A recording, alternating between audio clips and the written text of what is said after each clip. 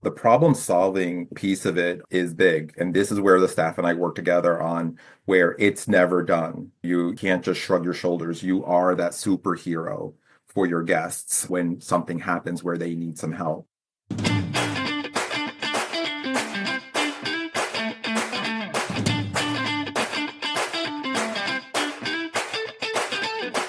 You're listening to the Vacation Rental Key with T&T, the podcast for vacation rental managers by vacation rental managers.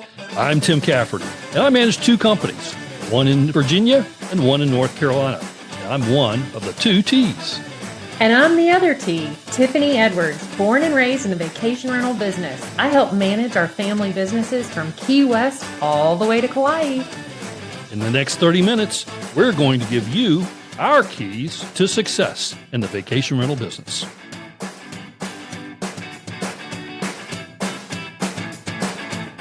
Well, y'all, I am so excited. When Tim and I decided to do this podcast, we said we didn't want to do very many interviews, but I challenged him to say that if we did an interview, it had to be keynote worthy. And the individual who came on had to be someone that would be closing or opening a general session because of their pearls of wisdom. And Tim brought Marco to the table. I'm so excited for today's podcast. Yeah, delivered for you. And without further ado, let's introduce our guest. I am really pleased to introduce you all to a true hospitality superstar. This gentleman and his partner embody what many of us aspire to be. He and his partner, Angelo Ferraro, are the former owners of the Candleberry Inn, located in Brewster, Massachusetts on Cape Cod. Through years of pouring their heart and soul, they transformed an inn into the top-rated bed and breakfast and inn in all of the United States and number 2 in the world. In 2022, 23, and in 2024, the Candleberry Inn was rated number 1 by TripAdvisor, and Travel and Leisure, not to be outdone, rated the Candleberry Inn the number 1 inn in the country last year. He's got a real aura of service delivery that I think you will see come through in this episode. It is my pleasure and distinct honor to welcome Marco DiDimesio, the king of hospitality, to the Vacation Rental Key podcast. Thanks so much, Tim and Tiffany. It's a pleasure to be here. I'm really thrilled to join you. Thank you, Marco. So I have one of the biggest questions just starting out. So many of the operators in vacation rentals just happen to fall into this industry, but you and Angelo made an inspired choice to leave careers that didn't have anything related to hospitality, so finance and architecture. What inspired y'all to make that change? Yeah, so we actually liked the careers we had when we were in New York City, but that nagging feeling of what's next kept coming up. We knew we did not want to be in the same job 5 or 10 years from then. And by the way, 10 years later, we're still in touch with our old bosses. We still connect. I spoke to my old boss about a month ago. He said he's still mad at me for leaving. And over the years, he's been visiting us at the inn. But what inspired us was to own our own business, to be the masters of our own destiny. And hospitality, both of us being Italian, hosting 20, 25 people on any given weekend was something we grew up doing with Italian mothers. So it was a good fit. We were really scared, but we were up for it and went for it. And, the architecture part of it is really what inspired Angelo. It's how it all started. We would visit Cape Cod on vacations, and we stayed in Provincetown, and we always stayed at a different B&B. And over the course of about 15 years, we stayed at over 30 different properties. So in that time, we experienced many different things on what to do and not to do in hospitality. The not to do's are just as valuable, but the essence of it was that Angelo was very interested in the architectural details of the historic buildings, which is why we always stayed in different ones. And over time, we started thinking, we can do this. I can do this better. I can do that. I will never do that over time. And then we started asking some of the innkeepers how they got into it. What did you do before this? And what was the first step you took? And were you scared? And who did you work with? And a couple of innkeepers in Provincetown recommended that we join the Association for Innkeepers, which is now called ALP. And there's a whole aspiring track there for upcoming hospitality owners and managers. I wanted to take advantage of my membership as an aspiring person, and I saw that there was going to be an immersive aspiring innkeeping weekend here on the Cape. So I signed up for it. The consultant had owned an inn many years ago. She was the first inn on Cape Cod to have a website in the 1990s. Everyone thought she was crazy, but I still work with her now. So she was the consultant that we worked with. We went through her immersive seminar. We signed up to work with her as our broker, visiting the Cape, and approximately 6 months later, we located the Candleberry Inn that was for sale. And since then, she's been a great mentor to us and, constantly pushing us, cheering us on, and also pushing us to get to the next level. You really do need that mentor along the way to, because when you're in the business every day, you don't always see it, and you need to understand where that next step is. And a lot of times we're afraid. We're afraid to raise prices. We're afraid to do marketing. And it's important to do those items that will increase revenue and your profit. What specifically were some of your criterias in purchasing the inn? Obviously, the architecture was important, but what were some of those main criterias that you felt were non-negotiables for your purchase? Sure. So number of rooms, because you need a certain number of rooms to make it profitable. And in this world, it's 6 or 7 rooms. We were 9 rooms. So that was one of the main factors. The other was the owner's quarters, because we lived on site. And not all properties are the same. And in Provincetown, a lot of them tend to be underground because it's so condensed there. The volume is tight that you can't build out, so you can only create extra space in the basement. We did not want to do that. Coming from a 400 square foot apartment in New York City, we were not going to be doing that. So, and there also wasn't a lot for sale in Provincetown. So we expanded our search to the rest of Cape Cod. And again, the building needed to be historically significant for Angelo. So it ended up being on Route 6A, which is the old Kings Highway, which goes through the Cape. And it's the old stagecoach line where the Pilgrims took the stagecoach from Provincetown down to Plymouth. So there's a lot of history there, mostly historically protected. So the buildings are beautiful. And that's where we found the Candleberry Inn. So it needed to be historic. The owner's quarters needed to be nice, and there needed to be enough rooms. The price also worked with us because it was an underperforming property at that time, but we had the vision of what it could be and the potential of it. Together with our backgrounds, Angelo's architecture and the design really was an asset as we moved forward. And myself with finance and marketing, I immediately hired a marketing company that specializes in hospitality to help us because there really was nothing done in the beginning. Our website was not responsive design, so it didn't fit some of the devices that travelers were using. There was no blog, there was no email, there was no social media. So we immediately built that from the foundation up to gain more guests and reservations. And over time, the brand just kept building, and it's never done. So it's always, what more can I do? And partnering with that strategic partner, the marketing partner, to also help you think, where else should you be? Our monthly call was always, all right, this is what we've achieved. This is what the Google Analytics is saying. This is what our numbers look like, but where else should we be? And that's where the reputation management piece of it with TripAdvisor and the other platforms came about, and they partnered with us to just keep moving that forward. You already answered part question I have for you, and that Okay. is those challenges. You identified the property, you felt like you had this vision, but talk to us about the challenges. I know there had to be many. The challenges was the money, because we bought an underperforming property. So when I bought it, the revenue wasn't there, and we left some big jobs in New York City. So like, my God, what did we just do? So there were several sleepless nights there in the beginning, and, the business wasn't there. The occupancy and the ADR was all very low, but we just kept chipping away at it. So that was the biggest challenge. And then I think everyone will agree, the staffing throughout. And I think that is in any industry, even when we worked in New York, attracting and retaining and motivating staff is always the biggest challenge. We were lucky that we built a really great team over the years, but no season went without some type of challenge. So talking about staffing, because some of our listeners will know that's also my greatest hurdle and where I do not thrive.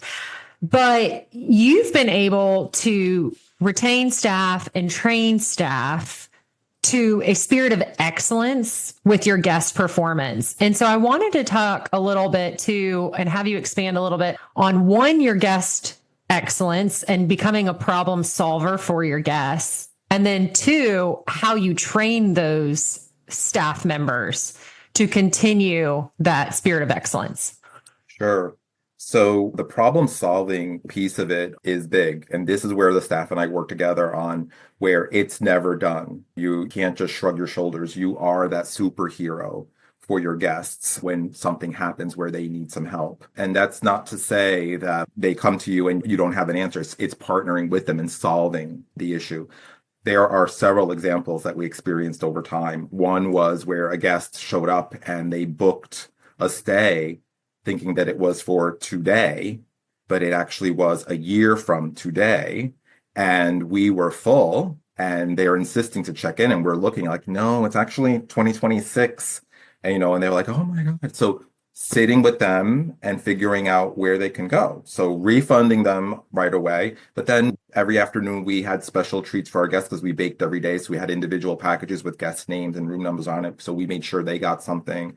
We made sure they got their refreshments at our coffee center and all of that so that they would not get nervous or freak out over this, because some people I saw the wife getting very upset. So no, sit down. We got you. We'll figure this out. And then calling my peers around like 5 to 10 mile radius on if they have rooms. And this was August. So there's not a lot of availability. But solving that problem, and it took about an hour and a half because they were supposed to stay for about a week. So no one had availability for 1 week in a stretch. So it became piecemeal. And I positioned it as, this is great. You're going on a road show. You're going to experience all these different inns. There was one that was sort of modern, one very historic, one had a spa. So, and then they were very excited about it. And, they wrote us a lovely review and sent us a gift. So that type of mentality. There was another one that I shared at the conference where we had a guest who got in a car accident. They left after breakfast. They went to Provincetown, and around 4:30, I got a call from them at the hospital, and the wife had broken her wrist. So they didn't know what to do. So I went to pick them up approximately 20, 25 minutes away. And she told me that she needed her phone, but her phone was at the police station in Provincetown. So we drove up to Provincetown, which was probably an hour or so away, and then drove them back to the inn. And at that point, it was about 9:30 in the evening. They hadn't eaten anything since that morning. So Angelo had dinner for them. We brought it to their room.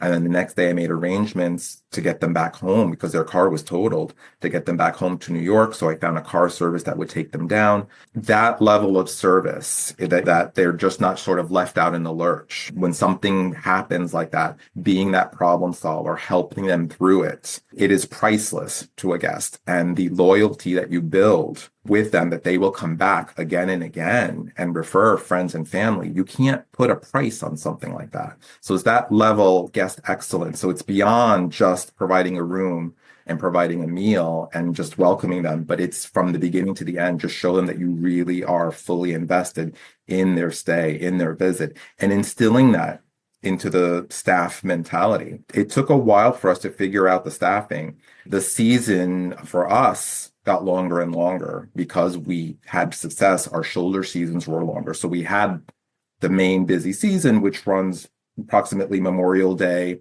to the end of September. But then we got busy in April, May, June through October and November.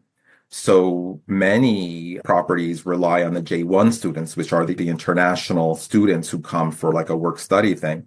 But their season is very short. They get here in June, they leave Labor Day. That didn't work for us. And then also, as our offering evolved and our guest experience raised, I really needed adults. I really needed those hospitality-minded people that these kids just couldn't do. By the time you had them trained, it was time to leave. These kids didn't even know what a top sheet was to make a bed, let alone teaching them how to make a bed professionally on a daily basis. So there were a couple of different ways where we solved the staffing issue. One was paying more than the average market, and it's worth it because if you're providing a premium service, then that is one of the ways to support that. I also promoted one of my staff people to an assistant innkeeper, and we worked with her to get her green card. In between that, we also sponsored her as an H-2B because she was visiting from another country. So partnering with her to do that for her, and again, building that loyalty with the guests. But she had a degree in hospitality. She was very passionate about this. The guests loved her. She loved them. And she helped me be better. Together, we would always partner on what more can we do? What else can we add in the guest room? How else can we serve this breakfast in a more elevated way. Like our breakfast was like fine dining. The guests were seated. They did not get up. Everything was served to them in courses on china, just elevating that whole experience. And then I'm going to share a little secret with you. Another great idea that sort of fell in my lap was every year when it was time to hire, I just started texting anyone that was in my area code. So here on the Cape, the area code was 508. So I just started, texting partners, people, my coffee supplier, the person who printed my rack cards. And the person who printed my rack cards wrote back to me and said, yes, I actually do know someone who may be interested in working with you. But however, she is a sister. She's a nun at a convent. I'm like, okay. And apparently they go out and make money for the community and it goes back, she's not making it personally. Do you have a problem with that? And I said, no, as long as she can clean a room, I'm good. So she was delightful. And then over the years, we actually hired more sisters from that convent. They came in our uniform and it was very discreet, but as guests got to know them, they, learned about them and they also visited the convent, which was beautiful. But, they were reliable. They were honest and they were on time. There were no hangovers. They worked the entire season and we just became really great friends and they loved the property. So now when we sold, they were very upset about the news because it's the end of this friendship. It was a great way to solve that problem.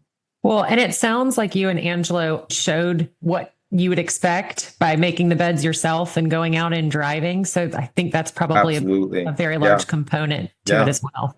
I had a bed making boot camp. So we actually videoed how to make the bed tightly. It can't look like someone slept in it. It has to be perfect. It has to be tight. So my assistant innkeeper filmed me as we were doing it so it could be used as a tutorial for all the other staff members. You just gave a great explanation of the concept that I've come to know you by, and that is the personal guest.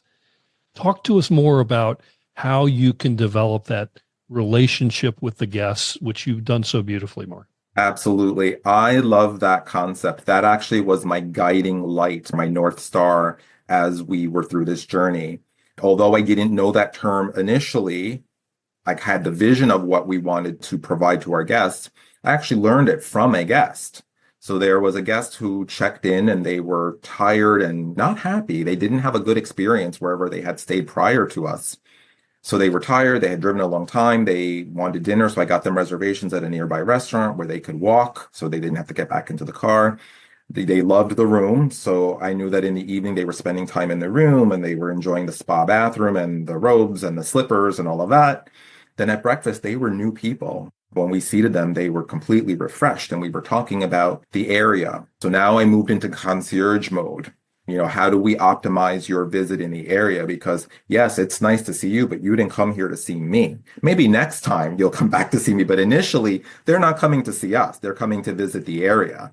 So how do we optimize your visit with those types of referral services on, what type of activities, what type of tours, dinner, museums, physical activities, biking, hiking. So we help them with that. And when they left, they wrote such a wonderful review. And they said that they felt like they were treated like a personal guest versus just an anonymous traveler. And that's where the lights went off for me. Like, yes, personal guests, that is it. That is what we're aspiring to be. We want guests to feel like they are personal to us when they come into our lodging establishment, not just anonymous or just sort of wandering the halls. We want them to know that there is that personal connection. That's really interesting too, because even from your last answer, I think a lot of us as operators from the vacation rental side focus a lot on a review as opposed to that personal guest or return on investment personally. And then for those individuals to return. How did you collect or did you collect some of this information on the front end from your guests to provide these personal guest experiences? Or how much of it was really listening and being present in those interactions in the first 45 seconds that you met someone or in those times at breakfast when you were available and on site? Yeah, that's a really good question. And that it's everything, all of the above. So it actually starts even before they come. So it starts with the reservation. And if the PMS system allows you to collect information on the purpose of their visit, that information is amazing because if they're coming for an anniversary or a birthday or whatever it is, mom and daughter trip, brothers, dad trip, fishing trip, you can already start to plan what it is that they're going to be doing, or to provide something special in their room, whether it's a bottle of champagne for the honeymooners or a tray of home-baked cookies if it's a family, you know in advance. So before they even get there, when they arrive, they're already finding this surprise and delight element of their stay.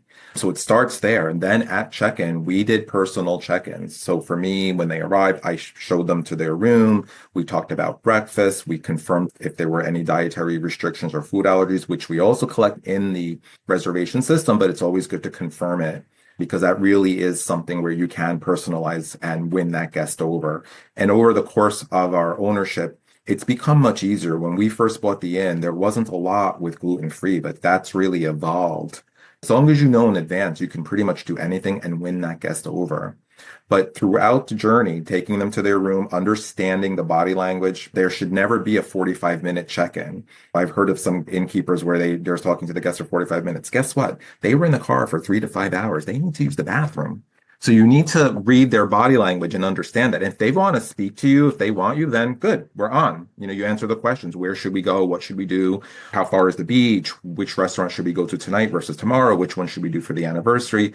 All of that can be answered. And then throughout the stay, and yes, breakfast is important. Breakfast is when they are a captive audience for us, because everyone comes to breakfast. During the day, they come and go. You may not see guests if they are busy, but I made sure that I was there for breakfast. So Angelo was the chef, and then my staff and I oversaw the breakfast service. And that's when I would ask, how's it going? How's everything in your room? What do you have planned for today? And that is an opportunity that if something isn't right, you can quickly course correct it and fix it to win them over and make them happy. So you're going to get a good review, but more importantly, they're also going to rebook with you. It's never done, but there are different ways to do that as well that I talked about at the conference as well, like leaving question cards in the rooms on how the stay is going, or maybe one of those little question cards that you can leave on the doorknob if you don't want to go in the room. But collecting that information starts even before they stay through the end. And then at the end, how was everything, and getting a read on them. You've done such a great job on. Oh, thank you.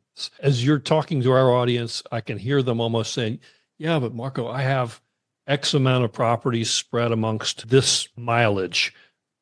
What kind of tips would you have for an operator that has multiple locations, but still has that opportunity to have the guest interaction of some wins we could have?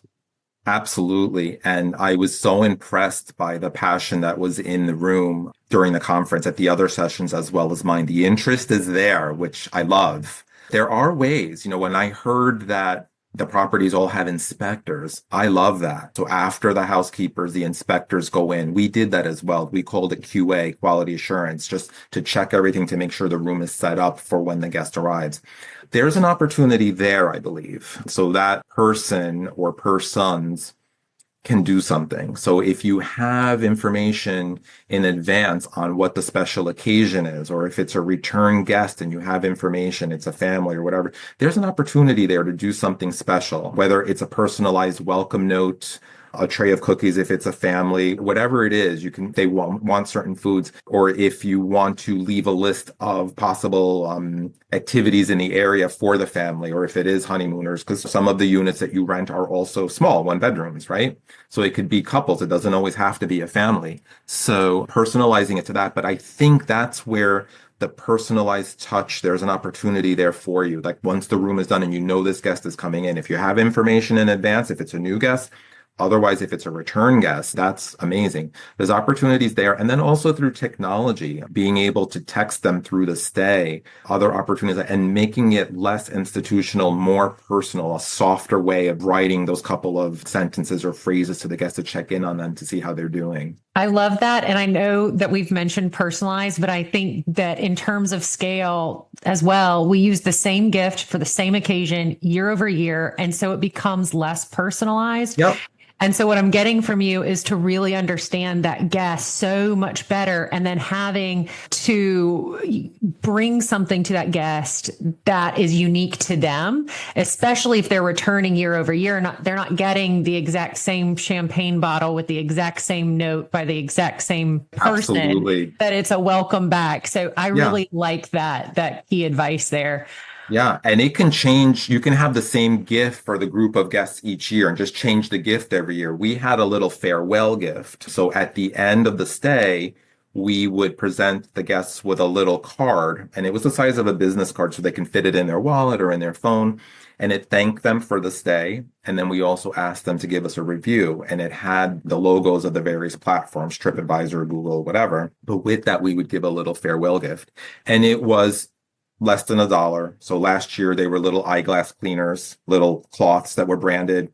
We've done flashlights, we've done luggage tags, something that relates to travel or the guest, but is not terribly expensive and is branded. And the amount of goodwill, like they were thrilled, like, oh my God, we should be giving you gifts. But that little something, and every year it was something different because we had the return guests. Now, we also had guests that returned more than once in a season, but they got it again. Like, hey, you're getting another one. Terrific. I'll give it to my daughter. I'll give it to my mom, so it's all good. I love that. Yeah. Well, maybe they came also to make sure they got that farewell gift. Right. Additional.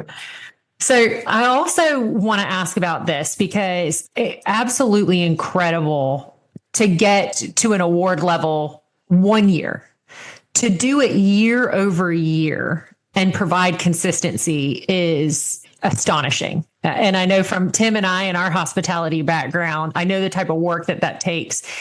Year over year, did you and Angelo and the team pivot at all? Did you keep the same processes? Did you fine tune anything year over year to create that consistency? Or were you still really steadfast in your processes? So it was consistent, but it was also that idea of delivering value. Okay. Because over time, there were some significant renovations that were done. We completely gutted our bathrooms and scaled them up. So it was constantly thinking of, and our rates went up. So how do we balance that? How do we make the guests feel comfortable, but also make them feel like they're not being taken advantage of by the increase in rates, right? So it was always, what more can we do to demonstrate this perceived value in what they're getting? So that at the end, they'll say, I paid a lot, but it was worth every penny. And then they rebook. So definitely those investments in the property itself to make the stay nicer, the bathrooms, the beds, all of that, but also those soft amenities along the way. We introduced an ice cream freezer that was kind of like a good humor ice cream freezer that had the packaged ice cream in there. And the unit cost for those were like 70 cents, but their faces lit up when they arrived and they saw that, because they could get that when they came home from the beach or after dinner for dessert or before bed. Went over really well. You could introduce things like nicer sparkling waters and flavored waters, because we all provide water in the rooms, but maybe in the common area or in the office, you have something a little nicer that makes them come out of their way over to the office, and it's worth a little more when they have to work for it and go and get it, right? So things like that. If the properties haven't already thought about it, electric vehicle chargers, is another thing that we did. And there's a lot of great rebates through the states where we paid very little. Things like that just continue showing that there's value there, because we always want to increase our rates. We have to. But how do we demonstrate value along the way? I'm intrigued by something very petty, but just to clarify, you've gotten all these awards, Mark, you and Angelo, in terms of top inn in the country. And I was fortunate enough to win an award one time from Inc. magazine, and they had this huge gala. It was a black tie affair. There's nothing like that. You didn't even know at one point that you were ranked as a top location. Yeah. It seems like it should be more fanfare. So yes. So also, I think you also asked earlier, how did we do it? So it's a lot of work in collecting those reviews. With my marketing partner, he actually developed an email system where we would send out the emails to request the reviews and collect them and then review them. So it wasn't just quantity, it was also quality of the reviews. I don't know what's in TripAdvisor's algorithm. It's that secret sauce they'll never tell you.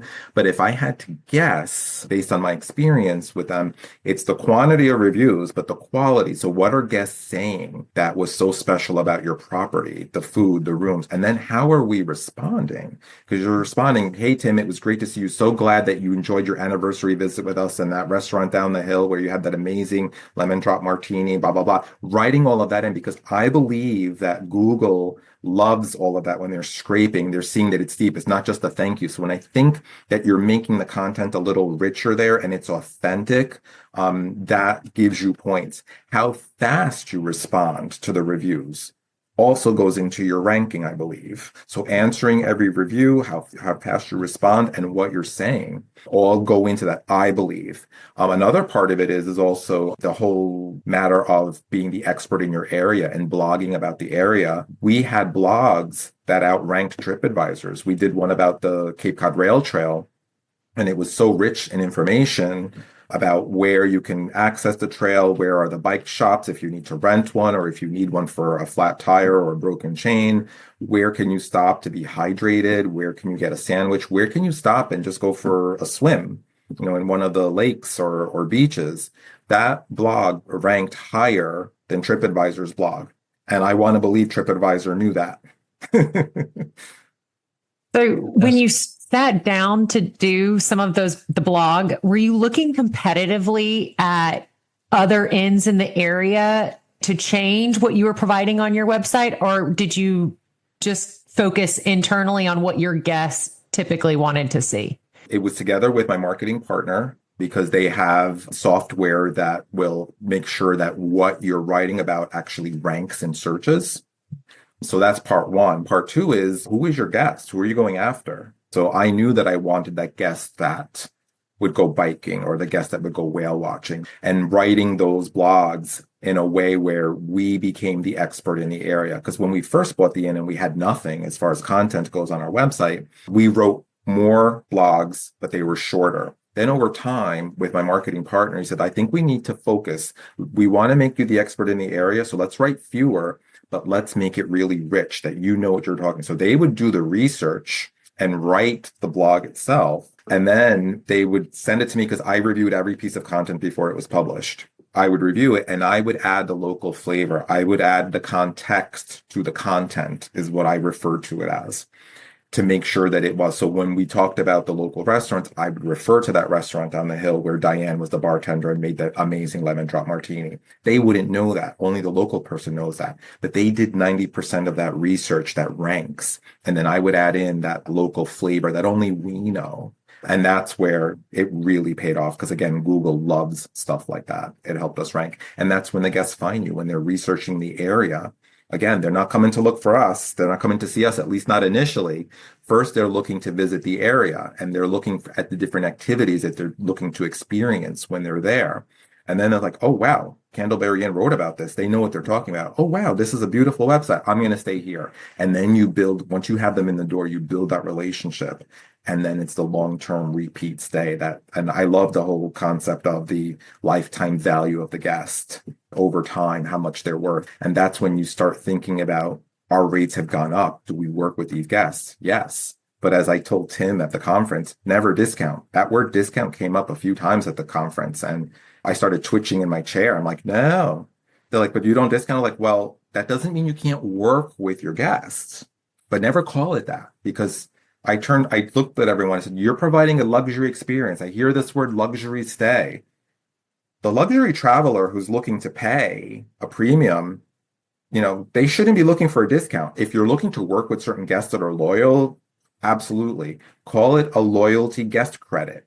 Call it, one-time, adjustment, whatever it is. Even if something went wrong, right? And something happened with the toilet, it happens. One-time service adjustment, one-time guest loyalty credit, whatever it is, book early rate, book early bird special rate. And my recommendation is to never just directly adjust that rate.